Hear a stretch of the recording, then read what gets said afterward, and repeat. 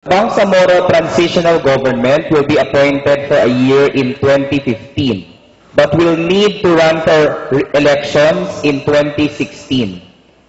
The motion is, this House will extend the appointment of the Bangsamoro transition government until 2019. Let's call on the Prime Minister.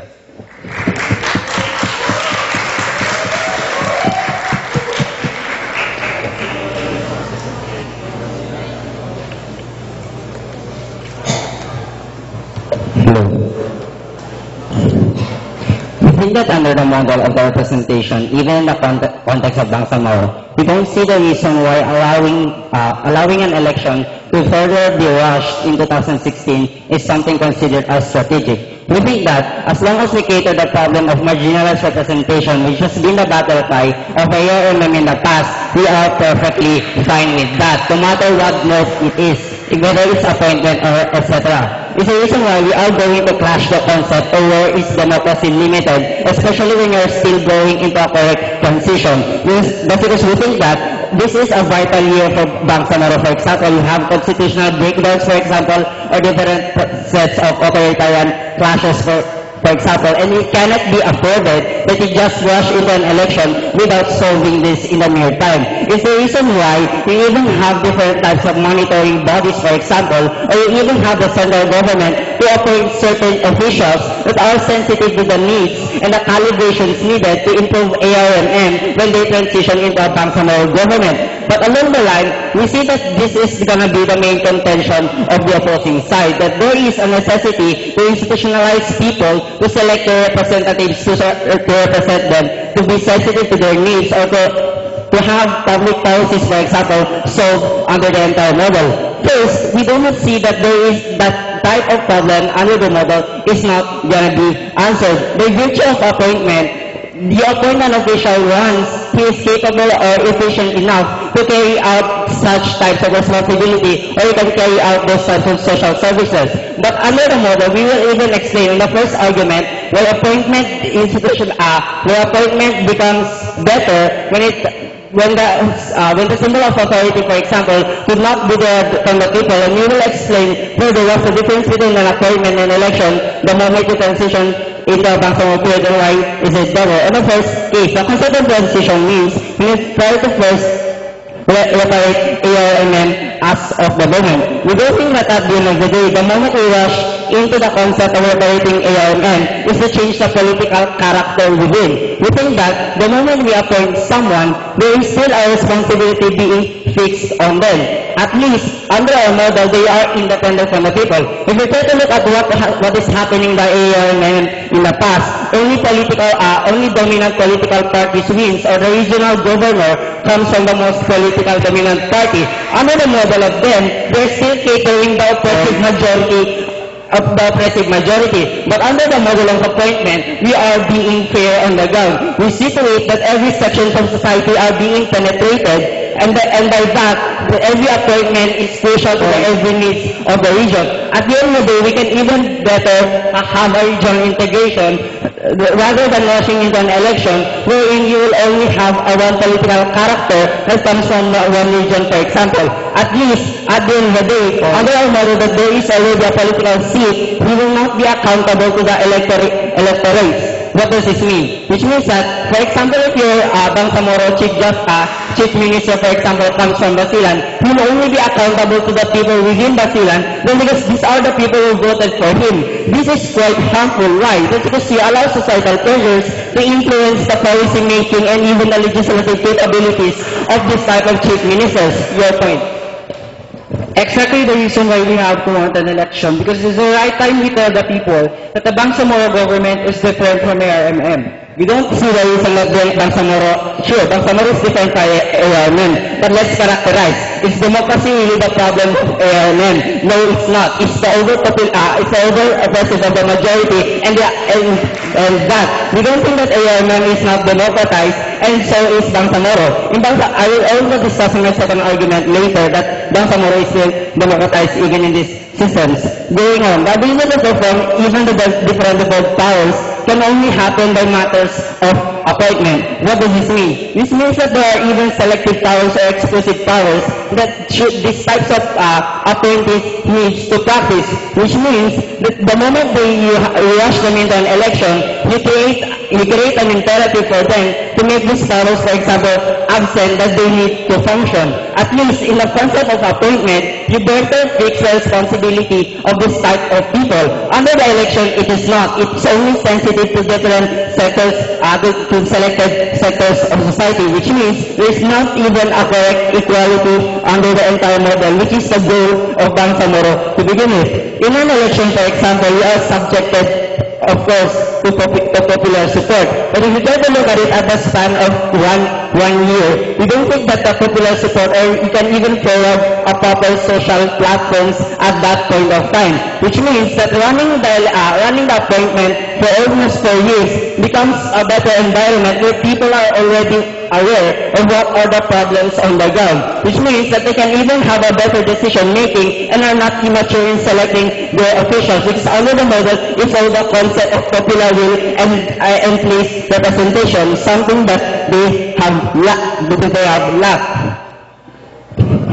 Without that, no matter how we maintain the autonomy of the different officials to the people is something we consider as vital. We don't think that at the end of the day, we would not be heard. It's the reason why I will stand to my second argument, or why social cohesion, for example, or why Bangsamoro is still democratized. If you try to look at the ministerial form of government, you elect by political party systems, and these political party systems reach out to your people out there in terms of, asking for different types of social platforms, which means that assuming that we have already created a mean by them that they can still be represented, what's the point of choosing someone out there? As long as their different battle cards can still be heard or can still be calibrated, we are perfectly fine. The ability to penetrate every social system, an ability of the government to be independent and to create a more holistic approach rather than a selective one in the concept of reparating Bangsamoro, for example, or making it a better government will only happen through appointment. We have to explain why Bangsamoro is better with election. For reasons for the people.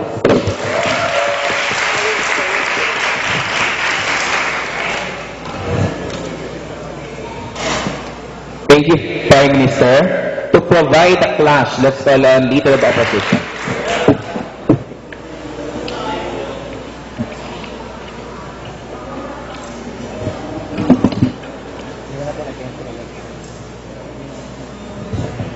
Ladies and gentlemen, long-standing problems of injustice, poverty, social, political marginalization caused by laws and policies that are not tuned to be the grievances, identities, and experiences of the Bangsamoro, ladies and gentlemen. The question in this debate, ladies and gentlemen, what is the most effective way on how we can attain effective Bangsamoro at the end of the day, ladies and gentlemen? Bangsamoro political entity, ladies and gentlemen, is something a new beginning, a new age, ladies and gentlemen. It is the voice of the people, ladies and gentlemen.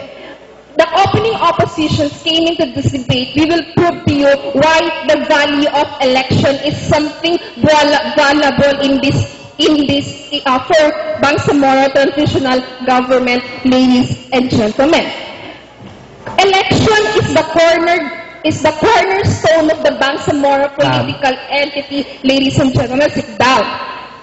Why did we say that this is the cornerstone of the Bangsamoro political entity, ladies and gentlemen? But before going to that, 2 points of responses, ladies and gentlemen. According to the Prime Minister, that when you appoint, it is the most effective way, ladies and gentlemen. We think when you appoint, there is a qualification, ladies and gentlemen, that is not conformed with the people, ladies and gentlemen.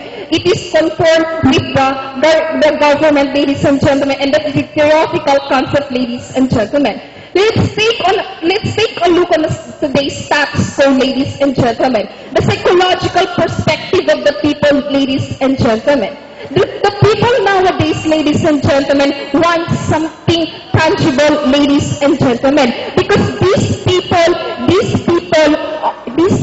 are not equal, are not the same with the government, ladies and gentlemen, because these people would like to see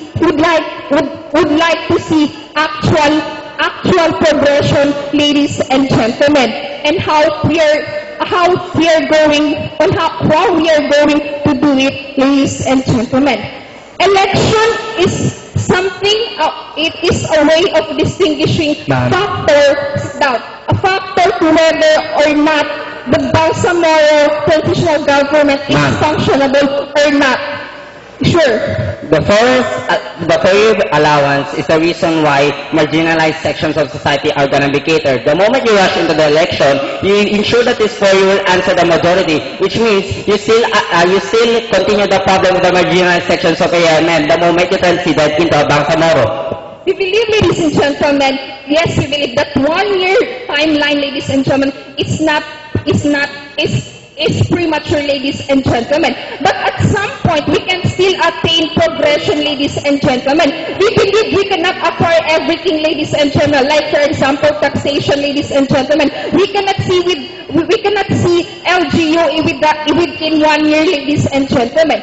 But we can see that later on, that we can see there will be we can see that this Bangsamoro transitional government can render basic services to the people, ladies and gentlemen. What are these basic services, ladies and gentlemen? For example, healthcare, ladies and gentlemen. Education to the people, ladies and gentlemen. Because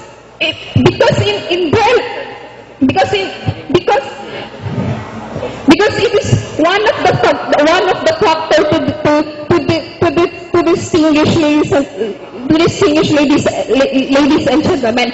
How and why, ladies and gentlemen? At least, ladies and gentlemen, at that 1 year timeline, ladies and gentlemen, we can correct the system if there is problem, ladies and gentlemen.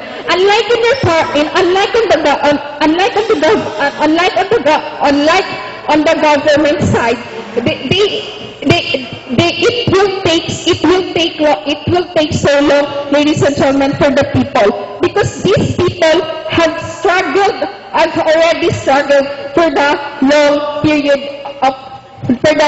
period of time. Second, election is the voice of grassroots of Bangsamoro, ladies and gentlemen.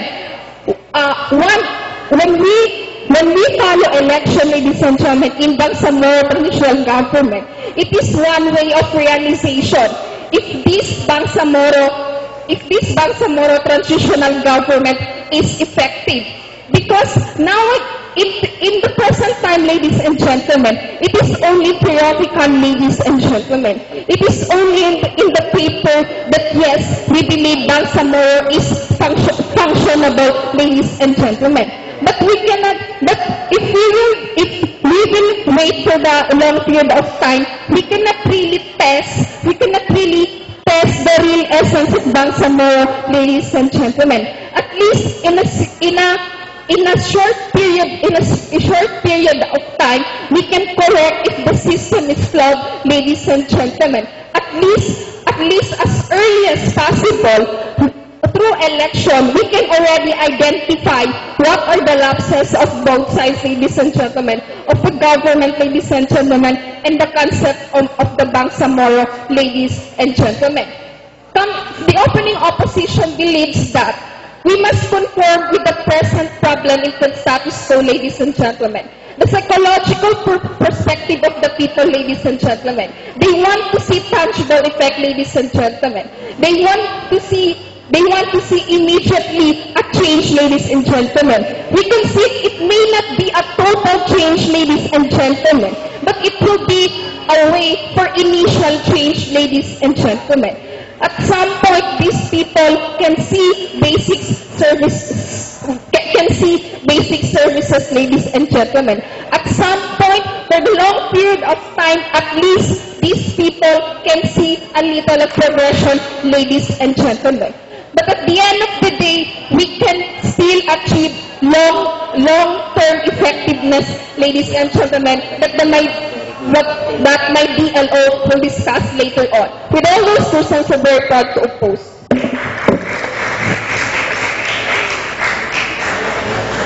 Thank you, Leader of Opposition. Extending the case of the government, let's call on the Deputy Prime Minister.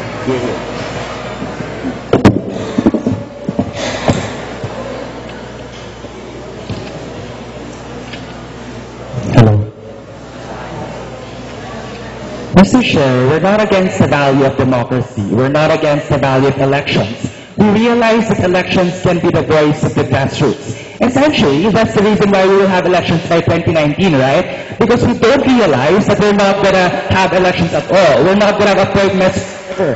The point is, we have to nuance this debate specifically to a transitioning region, specifically to a region who is trying to adapt to certain changes, who is trying to adapt to structural reforms, which is still prone to trial and errors, for example, especially when the establishment of a ministerial form of government is totally new to the people. That's why all the benefits that they presented will still create our model, but the question is, what is the best political atmosphere in your initial years once we try to be able to establish the Bangsamoro? That's why when Leader of Opposition conceded that 1 year is a premature period of time, then we think that the 4 years allowance of period where you try to reparate the marginalized individuals will have a more effective way of trying to get away from those abuses that these people are trying to get away from. That's why, if we talk about the value of having appointment and not having qualifications, we don't think that's right. Let's proceed with my rebuttals. First is the idea about the qualifications in the appointment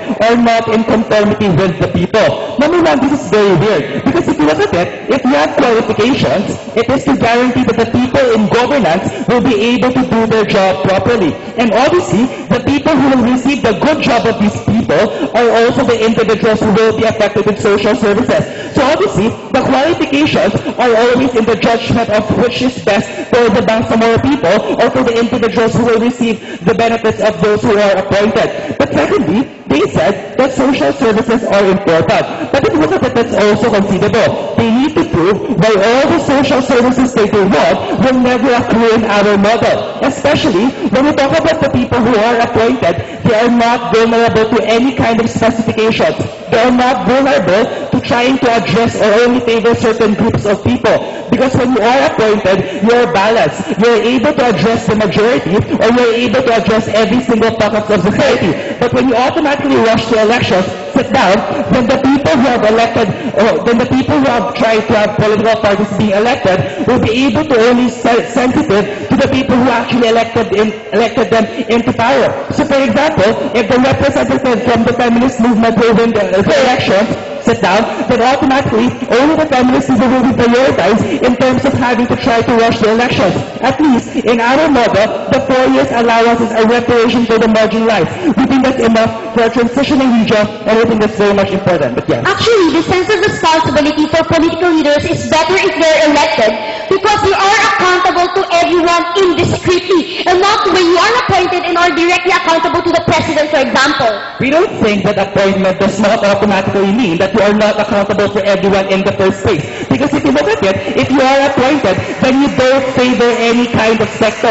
You don't favor the marginalized only. You don't favor the feminist people. You don't favor maybe the Chavacanos or the Muslims or the Christians in the first place. Because you know that when you are appointed, you are not representing a specific political party. But with elections, you are more prone to abuses. You are more prone to the marginalized constantly being pushed away because you know that these individuals will still have the same abuses which you are afraid that there is the same problem with ARMM. Let's talk about my first argument. I'm going to talk about the importance of a the importance of a political full term in terms of in a transitioning region, especially in creating a stronger political atmosphere. Because if you look at it, we have to analyze the psyche of these individuals who are appointed. If you put them in the position and they are aware that their term will only last for 1 year, then you are restricting them in terms of thinking of development project. You are limiting them in terms of the long-term or continuity of the development projects. Maybe they will want to build infrastructures, but they know that it will take so much time, but so maybe they will just try to opt out from those long-term development projects because they're being very limited by their time. So if they want to have educational institutions, for example, they won't want to be able to forward these things because they know that it will be restricted with a one-time period. Sit down. But at least in our model, we don't limit these kinds of development projects. We allow these kinds of, extended kind of allowance to be able to have our projects or development projects which are more concentrated on the long-term development because they know that they won't be able to lead these projects. They know that they have to be sensitive with the specific needs of individuals. At least the political parties in our model will have so much time to also be sensitive to the needs of the individuals. So by 2019, when they're already available for elections, they will already be able to become more sensitive and more familiar with the needs of people. But last, Kurt, you do realize that it's unreasonable for you to expect that we can build up infrastructures perhaps in 1 year. And you do realize that after 4 years, you will still elect people and biases will still exist. that is exactly the problem. You are implying that once these individuals will be elected into power, there are so little changes that they can do. There are so little things that they can do in that 1 year span period. And really, it's very harmful for the individuals who are appointed, especially when we are sure that these individuals can be able to do their jobs properly. Because if you look at it, the qualifications already tell you that these individuals are fit or capable of being able to address and sensitive to the needs of the individuals because you don't favor anyone. The second argument, I'm going to talk about the idea of how an immediate election puts the Bangsamoro to become more prone to structural reform. We have to understand that a ministerial form of government, it doesn't follow any schedule in elections. It means that when you have elections by 2016 and you automatically establish the ministerial form of government at any period of time, as long as the people feel that these people have to be removed from power, they will automatically just remove them from power. So we think that they are not sensitive to time. They are not sensitive to a political term of 4 years or 6 years. So automatically, it is a period of trial and errors. It is a period of political experimentation because in their model, automatically, the individuals who are automatically elected in power will still have problems in terms of trying to adapt, will still have problems in terms of trying to address the specific or sensitive needs. So automatically, you make them more prone to structural reforms, you make them more prone to people being impeached from power because they are not effective in terms of what they're trying to forward. And we think that a year's worth of appointment will only be centered on building foundations. It means that when you try to have a ministerial form of government, automatically you will be able to build foundations which are very important for people, especially when we talk about the decision in government. We're not against elections, we're not against trying to have voices of the people being heard, but we think it's important to understand and know this debate for a transitioning region where we still have to adapt to changes and be sensitive to the specific needs of people. Thank you.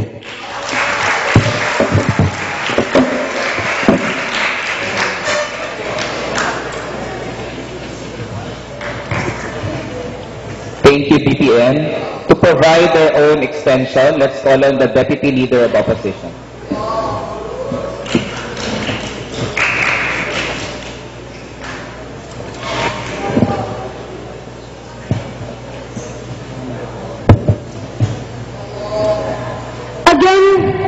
Mr. Speaker and members of this House, we don't think that popular support is actually intrinsically bad, even for the Bangsamoro government. Why? Because in the long term, you will need the people to actually learn the value and the value of their individual contribution to that popular support. So that while you need to teach them, for example, in the long term, to elect or to vote wisely, you will need to give them now a chance for them to be able to learn how to exercise that kind of political right, so that in the long term, they will have, the experience curve that will make them better voters by, more elections getting conducted. But even if, Mr. Speaker, that there are extents to which that popular support is bad, we ask the government what they could do. Because in our paradigm, we feel that if popular support to some extent can be bad, what we do is to actually teach that political leaders that and the people, that those elected and even appointed political leaders aren't directly accountable to any just one one person or to a group, for example, of panel members, but to everyone who is included in the Bangsamoro political entity. You can only do that if you ensure that at all costs, elections will be conducted, that at all costs, elections, Mr. Speaker, will be exercised by the people, Mr. Speaker, and members of this House. It's only when you have a constant check and balance mechanism through an election that you will be able to teach the people and the political leaders to constantly be accountable and not to just be accountable for, 4 years, for example, or 6 years, Mr. Speaker, and members of this House. Yes. Prove to us that complete or constant accountability is impossible to achieve with individuals who are appointed from power.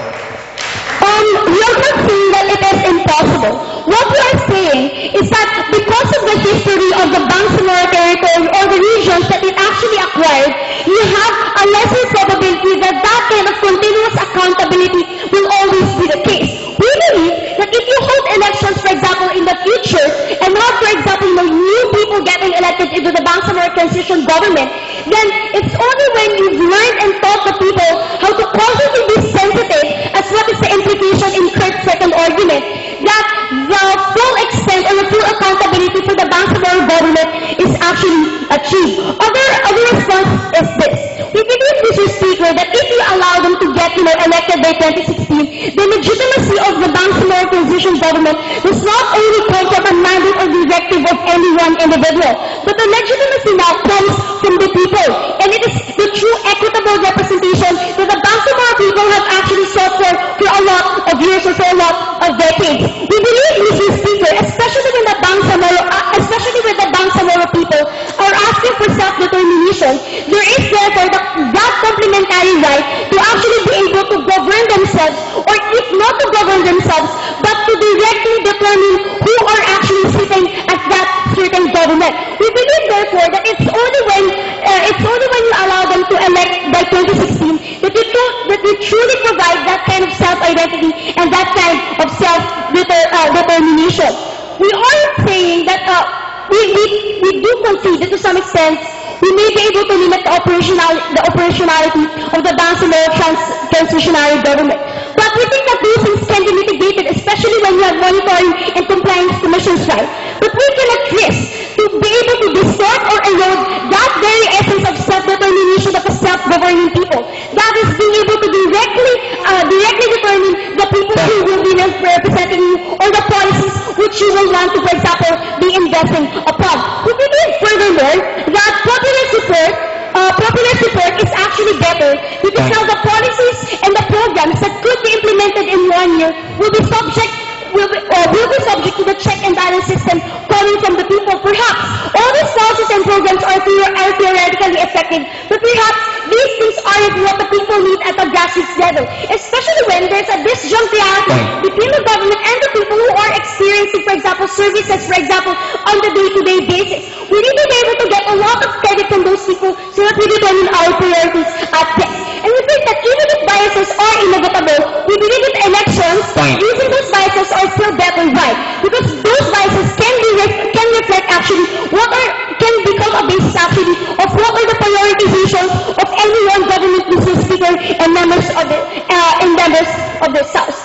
But let's go to my positive material. The first is in terms of the MILF as a long-term political partner for peace and progress. Actually, the AMM is offered actually to the MLLF before, but they rejected that offer. They necessarily wanted the Bangsamoro political entity. Why is it so? Because they think that all those political processes and the intricacies inside that system were things that were upholding the injustice that were experienced by the Bangsamoro people.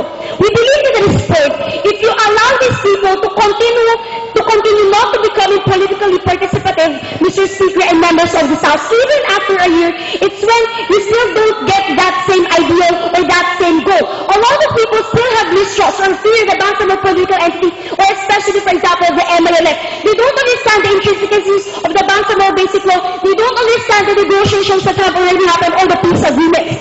What we feel that if you really want to properly integrate the Bangsamoro with the other regions, for example, in the Philippines, you have to gain a lot of trust and a lot of political support. It's only when this political participation has the same value and the same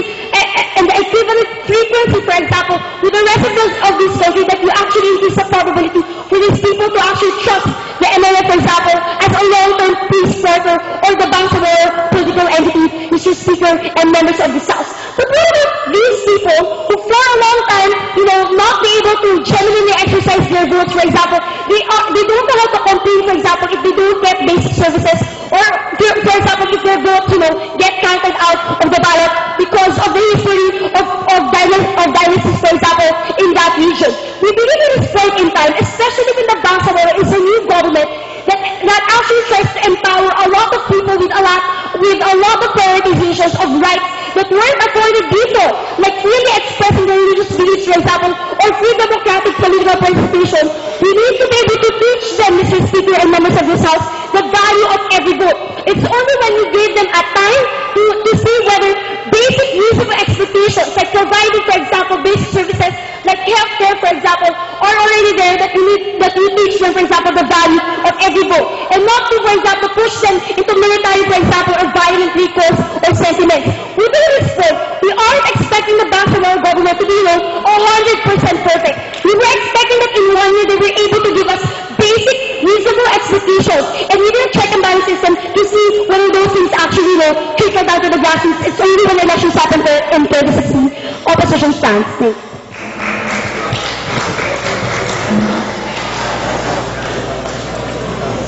Thank you, DLO. To give us their analysis, let's call on the government whip.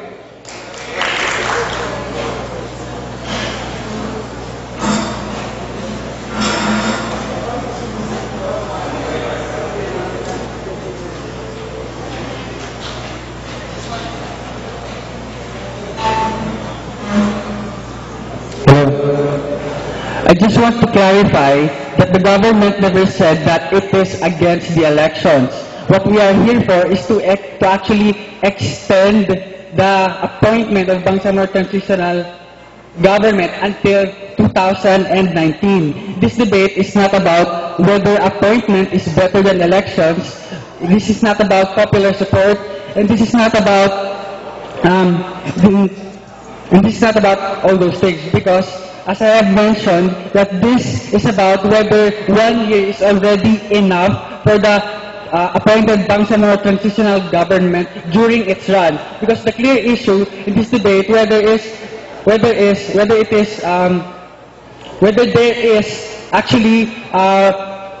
is already a level of preparedness in terms of, for example, political functions and all the in terms of accomplishing all its duties and responsibilities as a form of government.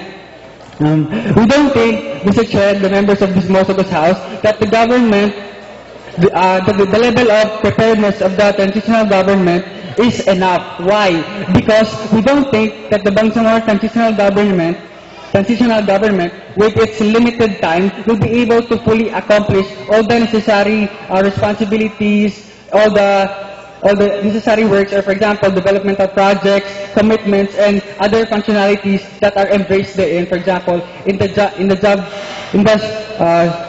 functionality of the Bangsamoro government. Now, coming from the leader of the opposition, the fact that they conceded that 1 year is immature actually gives us the upper hand in this debate, because that is what we are fighting for in this debate. We actually say that 1 year is not enough. It's actually immature because when the government is still in the process of transitioning, and we believe so, that 1 year, that a particular amount of time is not enough to prepare for the actual thing, which is the elections in 2016.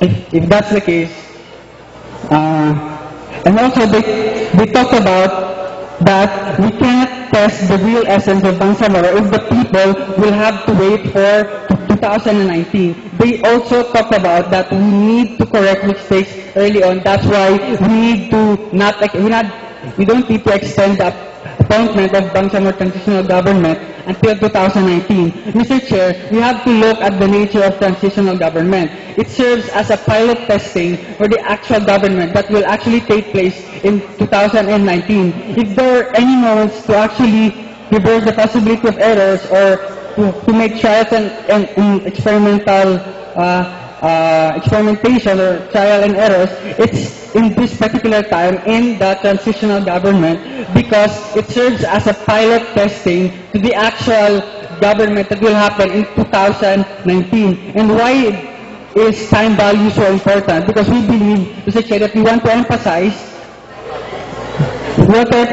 that it actually gives us a guarantee to, as what the government is trying to say, it actually gives us a guarantee to transitional stability, since the government will be able to create to plan long-term developmental projects and not short-term projects or commitments that will have short-term benefits. And why does this thing really important? It's because, Mr. Chair,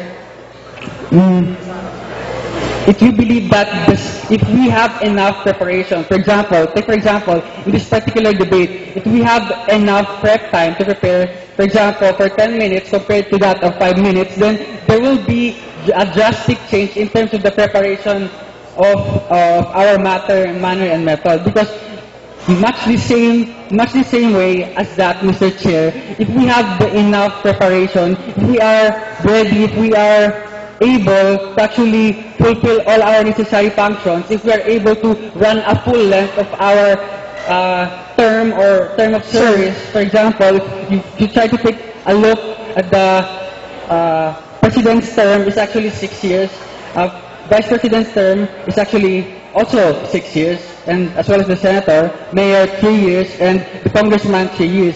Just imagine how will the government actually be able to serve. Yes. An individual's vote reflects the day-to-day interactions of that individual with the government. Why are you so afraid to hear out that valid opinion coming from those individuals? We never said that we are not going to have elections. Yes, we are going to have elections, but what we are trying to prevent here is to have actually errors or mistakes, because as we have been saying all along that this is a pilot testing, a trial and error, this is a transition, so that before the actual thing happens, which is the elections for the year 2019, errors will be prevented, or there will be enough preparation, for example, in terms of the structural reforms, in terms of,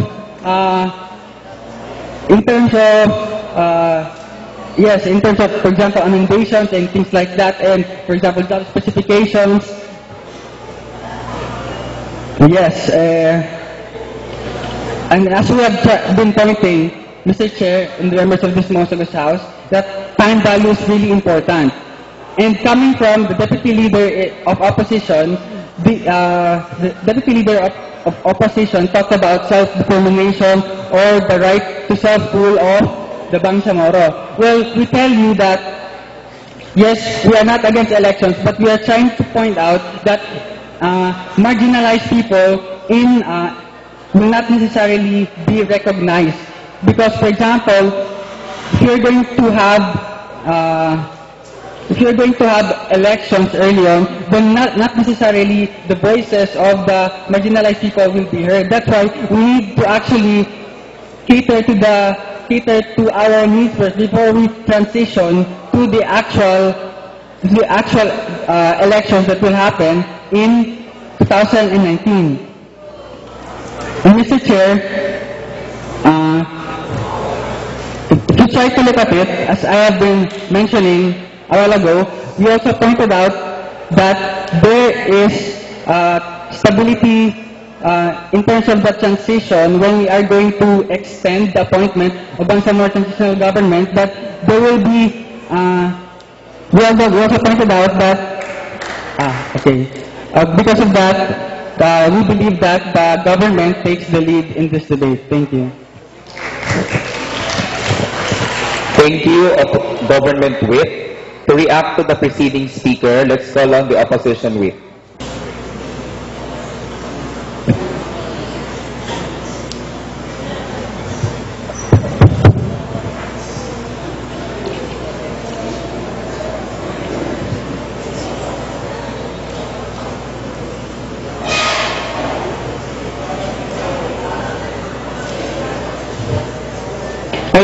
I don't understand, Mr. Chair, why the government is so afraid to change those appointees that the President appointed, Mr. Chair. The kind of fear that they have right now is just maybe because there can be a priority change if we change those appointees. But the point is, those appointees operate on the basis of the framework agreement. It doesn't necessarily mean that we try to change those appointees. It will necessarily have change in priority, Mr. Chair. Remember, whether you're an appointee or an electee at that, it doesn't change the fact that what you're trying to work for and what you're trying to achieve is in accordance with the framework agreement.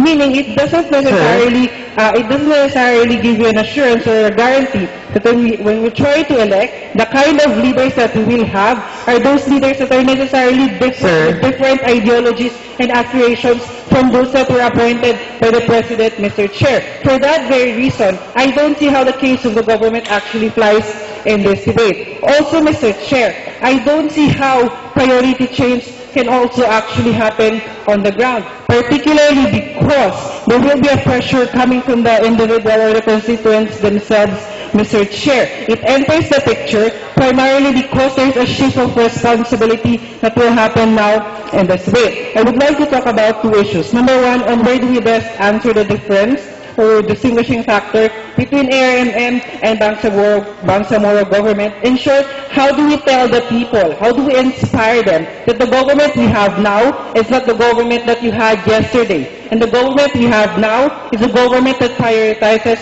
your needs. And secondly, where do we allow the formation of a long-term partnership that's actually grounded on peace and progress, which actually enshrined in our democratic government? Number one, where do we best answer the difference between ARMM and Bangsamoro government? We admit, Mr. Chair, that 1 year is not enough, perhaps, to finish an infrastructure. But it's highly, very unreasonable for you to expect us to go beyond delivering basic rights, Mr. Chair. What we expect to deliver by 1 year are just basic services, perhaps.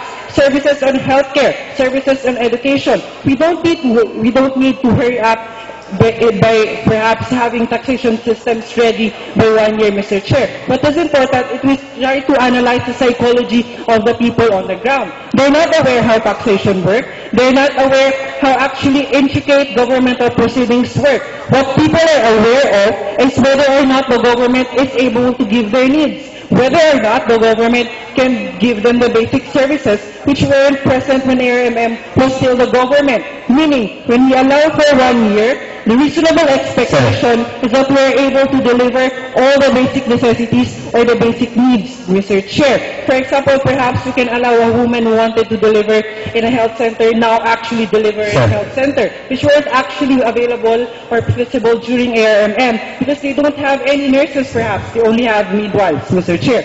Meaning, we don't expect to have complete infrastructures, Mr. Chair. We don't actually expect all local government units to actually be present. But what we expect is that we can deliver basic services to the people. And when we analyze the psychology of the people, it tells you that that kind of delivery of services is what is important. That kind of delivery of basic services is what tells the people that we are different from ARMM. It's the kind of delivery of services that will tell people that right now you're already being empowered, Mr. Chair. It's the kind of political atmosphere that we actually want to establish on the ground. And my previous speaker actually told you how valid elections are, particularly because the votes casted are actually the reflection of an individual's day-to-day interaction with the government, Mr. Chair. I understand that the other side is not against election, but what I don't understand is that what are their standards for actually skipping elections, Mr. Chair? Is it just okay for them to tell me because you want the marginalized to be represented? Is it actually a valid ground to actually skip elections on 2016? Is it actually valid for them to tell us, or maybe by 2016, those marginalized people will not still be represented on the ground? That's why we won't have any elections, Mr. Chair. I don't think that's valid. I think it's okay to skip elections as long as we have standards, Mr. Chair. Particularly, perhaps we don't have the proper machineries, or perhaps the votes cast are questionable. But that's not the case coming from the government. That's why I don't see why skipping election is actually valid on the ground.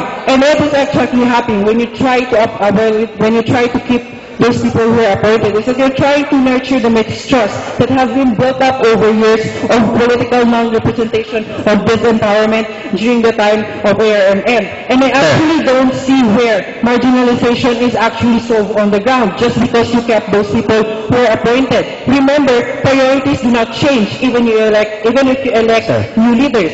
Meaning, marginalization, even if it will still remain a problem in 1 year, there is an assurance that when we elect, the same problem of marginalization will still be answered on the ground, Mr. Chair. And even if, let's say, 1 year is a limited working space, we still say it's still a working space, Mr. Chair. And it's unreasonable for you to expect that we can achieve everything in just 1 year, Mr. Chair. While on the other hand, if you have election, there's a transfer of legitimacy from the government to the people, Mr. Chair. And we're actually trying to check whether the Bangsamoro government is doing the fundamental things right, Mr. Chair. Secondly, where do we allow the formation of a long-term partnership that's grounded in peace and progress, Mr. Chair? Is the government even aware that MILF is backing Bangsamoro government primarily because they want to shed their identity as a military force, Mr. Chair? They want to achieve that by 2016, they no longer seen as a military entity, but now as a political entity that cares and prioritizes the need of the people, Mr. Chair. Is the government even aware that when we have an election, it's a form of empowering the people. It's a form of reminding them that we have this right. Even if you weren't able to practice this during ARMM times, right now, we're allowing you to practice this. Right now, we're allowing you to feel the right to vote, and we're allowing you the right to decide for your own decision. What we want to achieve is a long-term partnership, Mr. Chair. You want to meet what MILF wants to meet, and you want to give what the people on the ground needs, Mr. Chair. In other words, the kind of partnership that we will have is a partnership that is strengthened by the MILF, the people, and the government of the Philippines, Mr. Chair. Not just a relationship that is there because you want to, that is there just because the government has a responsibility because it appointed the people, Mr. Chair. It's a responsibility that the government will have to fulfill in this debate.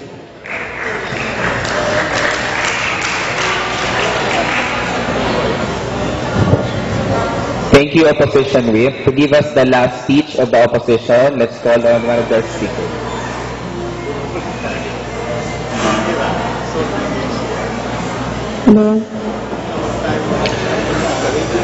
What should happen in 1 year? That is the basic question in this debate.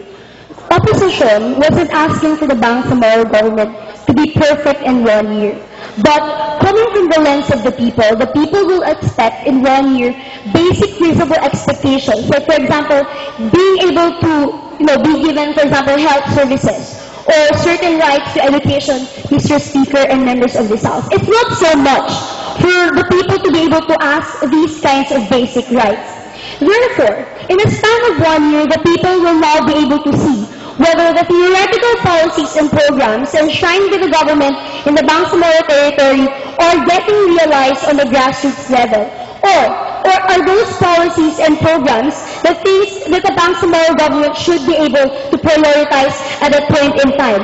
In 1 year, we are making the fundamental policies and programs that could run for medium term or long term. And if we do not have a proper check and balance mechanism that is so powerful, like coming from the people, Mr. Speaker, we wouldn't be able to effectively correct those kinds of fundamental flaws that would affect us in the medium term and the long term. That's the contribution of leader of opposition. But what about the government? They said that in 1 year, we will not, if you vote in 2016, you will limit the operationality or the working space of the Bangsamoro transition government. It's not the votes that actually limited the working space. It's the time and the level of burden. Therefore, it's not about whether you in the 2016, your votes limiting the capacity of these individuals, but the burden themselves.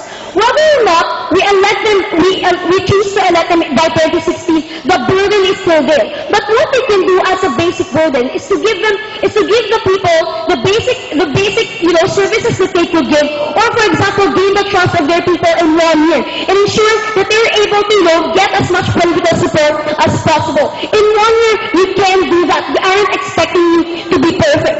Therefore, in a span of 1 year now, the people will have a basis for you to vote. Or for example, as a check and balance mechanism. Or for the people to be able to exercise their democratic right to vote, or to be able to exercise the political participation that is long overdue to them. After that 1 year, you will be able to have the identity of the Bangsamoro that is enshrined in their framework, for example, or in any peace agreement, that will tell them that the Bangsamoro is different from its previous regime. That the Bangsamoro is politically empowering individuals. It's only when you allow them to constantly check upon and ask for accountability coming from the lens of the people that you really enshrine that essence of the Bangsamoro government or that kind of ideal. Mr. Speaker and members of this House, the government has a noble cause, that is to really operationalize the Bangsamoro government. But whether or not we hold elections in 2016, there's still that big burden. What could we do then, coming from the lens of the state or for the people, is to instill institutionalize as early on a correcting mechanism for any fundamental flaws that could happen. No standards were given by the government as to when you can be able to skip a certain election. We believe that even if you only have a 1-year experience, in terms of getting to know a certain government, you still have a valid opinion on how that government should be able to operate in the medium term and the long term. Therefore, you need to be empowered to have a vote in the 2016 election. We believe that the motion should fall. Thank you.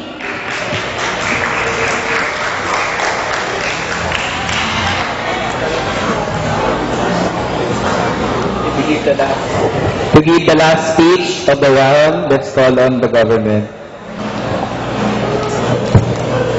If you analyze the case of opposition, I'm also confused. Because coming from DLO, she said that if there are appointees, then you are eroding the legitimacy of the Bangsamoro. That if you have appointees, then automatically you don't have constant accountability. But coming from opposition whip, he said that if you have appointees, it's okay. Because their framework is still centered on the Bangsamoro. So if you look at it, all the harms of DLO was automatically neutralized by opposition whip when he said that there is nothing wrong with appointees. It's just that you just have to fulfill your basic reasonable expectation or your basic burden. There was an overall automatic concession from opposition that they know that 1 year is a premature time period. So automatically, all the harms that he presented coming from government were very clear and still standing. When he told you that there is a limited kind of development programs, that there is no continuity in terms of the projects that you are presenting. But if you look at it, let's try to analyze the entire case of opposition side. They said that they have a value in terms of popular support, that they want to teach the people the value of voting, and it is always reflective of their day-to-day experiences. Number one, teaching them cannot really happen in a span of 1 year, because their observations will be very limited to new beginnings. Their observations will be very limited to, trying to adapt to changes. So obviously, all these kinds of, observations are not really necessary in terms of trying to teach them of what the value of a vote is. At least, in our model, when we extend the elections to 2019, the day-to-day experiences will still be reflected, but at least the value of the vote is even more important because the people now are all the more aware of the lapses, for example, of the appointees, assuming there are, so we don't think that these kinds of problems that they presented really are happening. But they said that the legitimacy of the Bangsamoro comes from the people and not just from the amendment. Obviously, if you have appointees, the legitimacy still stands. They never really proved why if you have appointees, automatically there's still legitimacy from the people. We don't think that having appointees will automatically assume that these individuals will never work for the people. And they also said that constant accountability is not impossible, but it's also not guaranteed. But if you look at it, the MILF are the ones who will appoint the people in the position. So obviously, the majority of the MILF are also the people who are part of the Bangsamoro. So we think that this constant accountability is guaranteed in our model because at least the people's prioritization will always be centered on the people. And we also told you that when you are appointed, your accountability isn't prioritized on the political party who voted for you. But lastly, they also question that there are no standards presented in our model for skipping the elections. Number one, we told you that the standard is we are in a transitioning period. We are adapting to certain changes. And when you are transitioning, you are still vulnerable to trial and errors. You are still vulnerable to certain kinds of adaptations. So we think that this kind of vulnerability is an enough standard for us to skip elections, especially when they did not respond to the idea that these kinds of individuals will still have those historical lapses. But if you look at it, we also have another standard. The historical narratives of the ARMM is that they are vulnerable to electoral lapses. So if you look at it, if you automatically rush to elections, the same vulnerability will still apply, especially when these individuals are not able to have enough time period to actually, actualize. But in our model, after 4 years, we are no longer vulnerable to these kinds of, electoral lapses. Because at least these individuals are already able to study the effectivity of our projects. Because if you look at it, they also question that these kinds of projects might be theoretically effective, but it's not what the people need. At worst, maybe these kinds of projects really are just theoretically effective, but you cannot deny the value of these kinds of projects in terms of still being able to operate. But on best case scenario, you have to value these kinds of, operational kinds of projects, because at least these kinds of things will at least be able to guarantee the goal of having a more peaceful and ambassador framework. We are incredibly proud to propose. Thank you.